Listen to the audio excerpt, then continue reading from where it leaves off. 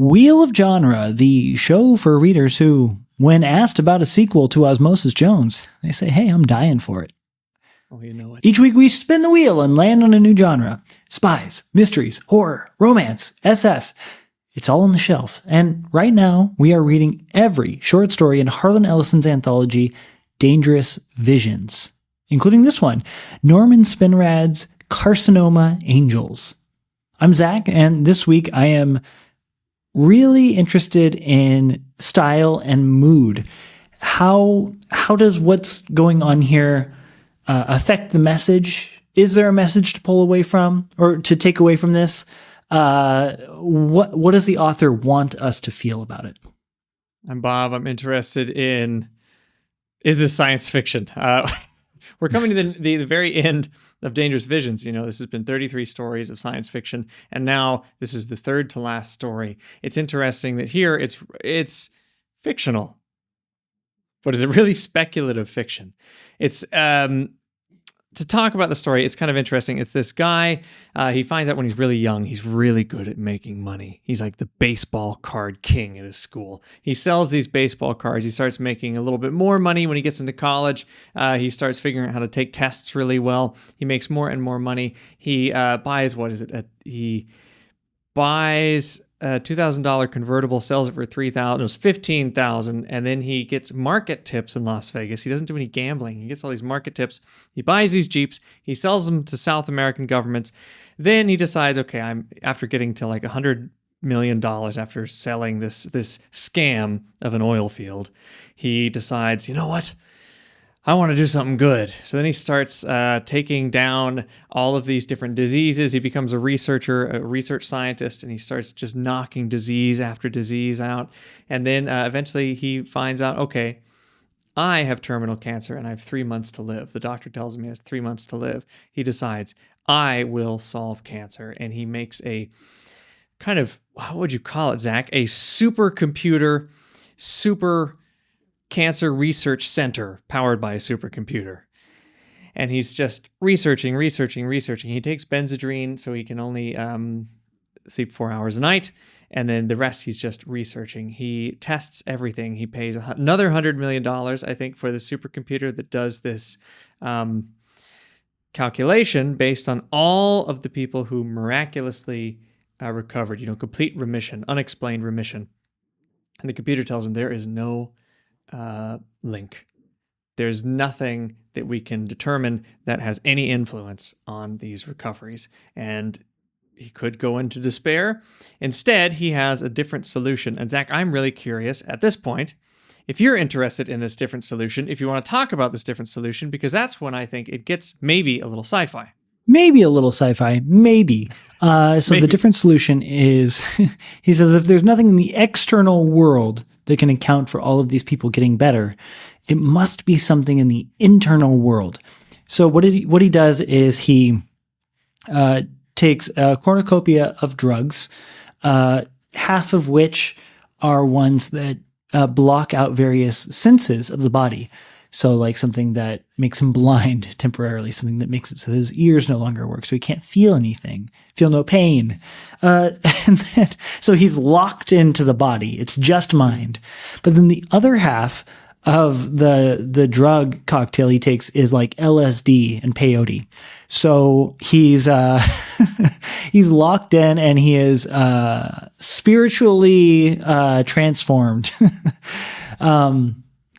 So what he does is essentially, I guess he would say it's almost like an out of body experience, but it's like an inner body experience, if that makes sense. He kind of projects himself down into the cellular level and basically goes around and slaughters all of the cancer cells, as they have been kind of reconceptualized as,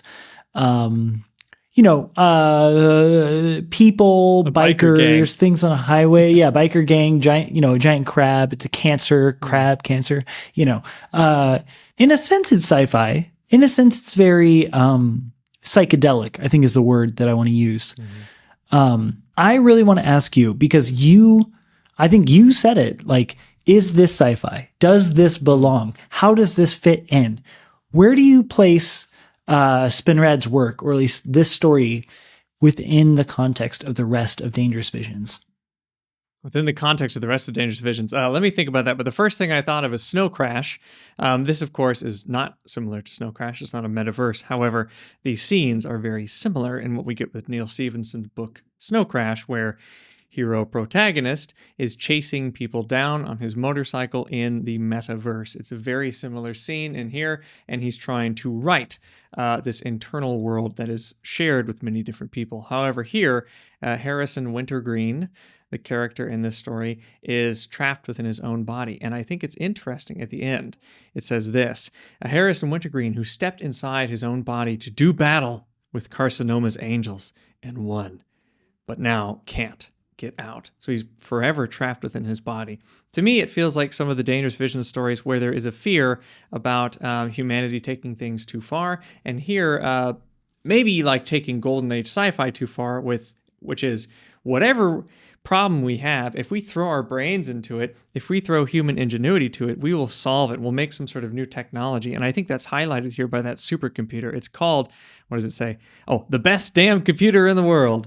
He has the best damn computer in the world, but he still can't solve it. And I think that is very much a Dangerous Visions attitude where, look, Golden Age sci-fi does not work anymore. This idea of it's not just being positive. I'll say that being positive and thinking we can, optimism, thinking that we will sort it out. No, this is a little bit more pessimistic. Even when he does sort it out, he's trapped forever. That's a frightening ending, I think. Yeah, it's almost like Twilight Zone-esque. And I know I keep on bringing up Twilight Zone in the recording of these episodes on this. But just that idea, like, okay, you're going to go on this big adventure. And it's not just a big adventure. It is throwing the world at this problem of cancer, only to find that you can't beat death. And I guess that's really it. There's this cynicism towards the previous generation's optimism on one hand, but on the other hand, there's something a little bit more, I risk saying existential in this, in that this character, Harry Wintergreen, is someone who has everything. You know, he's got money, intelligence, unlimited opportunities, and yet the one thing that he can't seem to triumph over in this world is death. And I think these ideas kind of go hand in hand, because it's not just the technology can cure all, but it's like the idea that if the final goal of all of that optimism is to finally escape death and become these kind of space immortals or whatever, they can do anything, unlimited power. Well, look what happened to Harry Wintergreen. Space Immortal sounds pretty sick, though. So look what happened to Harry Wintergreen. What do you think as a reader or as someone watching this? Because Harry Wintergreen does have it all. He is extremely intelligent. He has, hundreds of millions of dollars, and he scammed a lot of people to get that. He does good things too. But how do you feel at the end of this? Because, we just read The Murder of Roger Ackroyd by Agatha Christie, and we thought something very interesting in that book was the tension between the outsmarter, Dr. Shepard, who always thinks he knows better than Hercule Poirot, the detective, but Hercule Poirot still outsmarts the outsmarter. Here, it feels like Harrison Wintergreen, almost like in a Donald Barthelme story. The stakes are raised, and he is the one who is always conquering. Finally, we kind of think he's going to finally outsmart things. Is this going to take a speculative fiction route where he does solve cancer? And then he does. He does. He figures it out. However, he also traps himself permanently. What do you think? Did you feel, is it like a hubris tale where we're thinking, Harry, you can't cheat death? Or is it, does it feel tragic? Or does it feel like he's just proved a point that we already knew? Well, that's something I was really thinking about at the end of it, because in the hands of a different writer, I think this could have been extremely tragic. Like, if set up in the right way to where we personally identify with this character, or we empathize with the pain that he's going through as his body is shriveling away, it could be something really, really powerful. You can kind of imagine like the Hollywood treatment, for example. But what we get here is a very humorous, kind of flippant mood. Like it actually, the first like 3/4 of this book feel more like a tall tale to me than they do like a story. It makes no attempt to establish like a realist mood. And I think that realist mood is really like a foundation for any kind of emotional attachment for the reader. Without any level of realism, it just kind of washes over you like water. So I wanted to see this story done with emotional stakes. I think that would be really, really interesting. But as it stands, I couldn't feel anything, you know? How about you? Well, I am a sucker for numbers. So in this story, when he's telling me all the numbers, you know, how much money he's making, what's the math going on, I'm like, oh yeah, I believe this. You can tell me anything with numbers, I'll probably believe it in the story. So I believe there is a kind of realistic feeling to it. But yeah, he's hard to identify with. However, in the story, The School, Donald Bartholomew, that's the one I'm referring to, where it is one, this bad thing happened at our school. This bad thing happened. The turtles died. Someone's uncle died. And then there's a tragedy where 2 kids died. It gets worse and worse and worse. But it does, obviously it's dealing with death. So it makes you a lot more, I guess, connected. However, this is also dealing with death. But I think there's something missing where he doesn't seem to care about anyone, and I think there's no human relationships. So I think if there were some kind of human relationship, that might make it a little bit better. But so we were talking about whether or not this is science fiction, and I've got a question for you, because in the foreword, he says, the interaction between external and internal mythical subjective universes, that is what Spinrad is trying to do, according to Harlan Ellison. What do you think? The interaction between the external and the internal mythical subjective universes, whatever that might mean, does that feel like it's connected to science fiction to you? It feels more connected to kind of like occult, supernatural type stuff. The realm of literature dealing with like out-of-body experiences, telepathy, things like that. But that being said, I don't think that it I don't think science fiction can't deal with that stuff. I just think that when it does deal with that stuff, I kind of want to explore it a little bit more. Like we do this thing where, he goes into the body and fights off his cancer, but it never feels like it reaches out of the page and touches my own understanding or conception of what can happen in this world. Does that make sense? Like, it doesn't feel like it adheres to reality enough for me to take it seriously as an idea in science or speculative fiction. Oh, okay, interesting. You can't take it seriously. So is it breaking the rules of science fiction? We had a comment that I just loved recently in one of the comment sections on the videos, and someone said, yeah, maybe that's why it's called science fiction. I was like, oh yeah, good point. But this... That's a very good point. So this is kind of, we've talked about Charles Fort before earlier in Dangerous Visions, and the Fortians who followed Charles Fort, and we're looking at these evidences of these outer body experiences, or anything that is kind of esoteric and cannot be defined, but maybe has been observed and can be collected. But do you feel like it's not flying in the face of science fiction, but is it... that's the same thing. Is it offensive to science fiction, I guess, when it is an interaction between these two mythical subjective universes? Maybe not, because I want to bring in one more example and see what you think about it. We read Roger Zelazny, Lord of Light, and that was spiritualism, or at least basing, Hindu religion, the Hindu pantheon, but giving a science fiction explanation for it. Is this doing something similar but flip-flopped? Or is it a different category altogether? I would actually compare it most to Philip K. Dick's Faith of Our Fathers, which we read for this anthology. Philip K. Dick has like a really interesting like Gnosticism, I guess you could say, where like the world itself isn't real. But in that story, it's like there are realities. But for him, he does a really interesting where there's like multiple realities. But the one we're in, the one we see, is definitely fake. But that's neither here nor there, because what that is doing is playing with the idea that there are other realms of consciousness, other places in which our consciousness can go, other ways of knowing and of seeing and doing things in the world based off of consciousness and not based off of bodies interacting in space. Very, very cool stuff. Very, very interesting stuff. And I think that Spinrad's story here falls most in line with that. Like the ideas that he's playing with here fall most in line with that. And, I think that, so I guess what I'm trying to say is nothing about the theme that happens here, nothing about the content here, is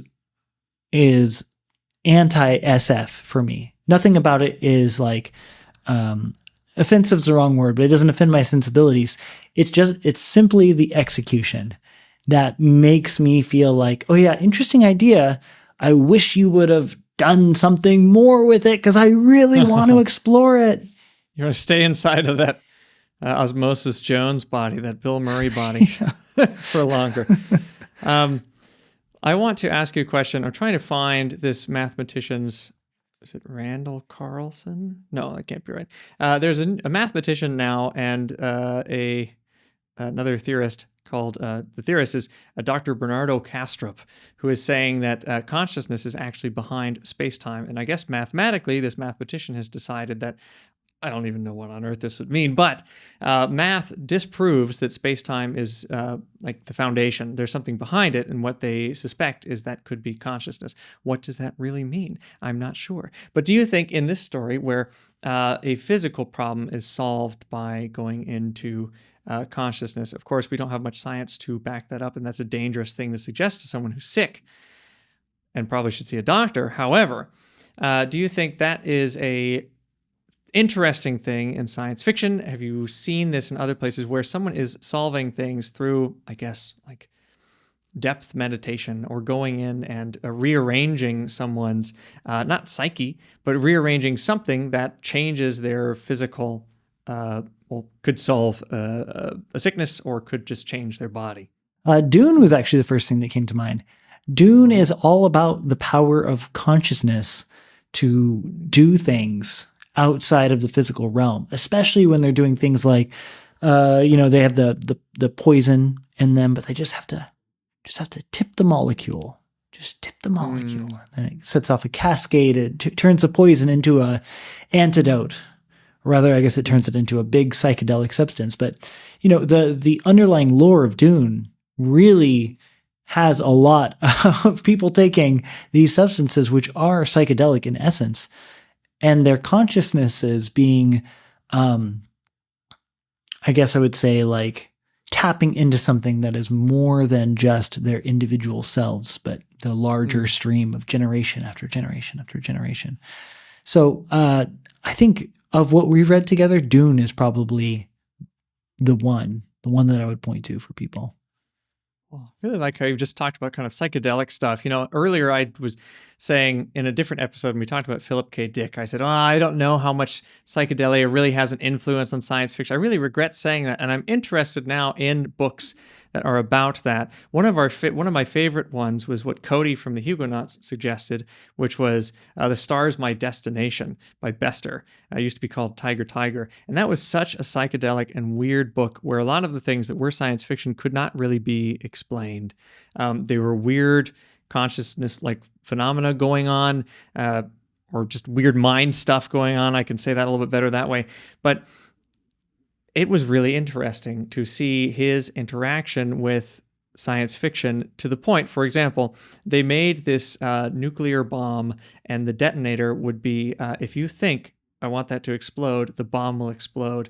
And there was an argument about whether or not giving that kind of code or that kind of power to think something into reality, to think something to explode, whether that should be given to the whole public. And someone advocated inside of that book that would be the greatest security measure of all time because no one would be willing to do that. And I thought, oh my goodness, that would be the most dangerous thing you could. That's a terrible, terrible idea. But I would really love to read more books like that are, I mean, not just minds controlling things, not just telekinesis, but something about how what is the relationship between science and what we still don't understand of consciousness. And science fiction exploring that, I think, is very, very interesting. Like you said, Dune, perhaps this book, and I would love to read more. Well, if listeners have any recommendations, I'm all ears. I feel like I'm also there and that I want to read more. Obviously, there's a lot of stuff in the media recently, podcasts like the telepathy tapes, things like that have a lot of really interesting stuff. But like specifically in the realm of science fiction, I want to see more. So let's crowdsource this one. And I think maybe we should get on to the next one. Yeah. I'll talk to you later, Bob. Talk to you later, Zach.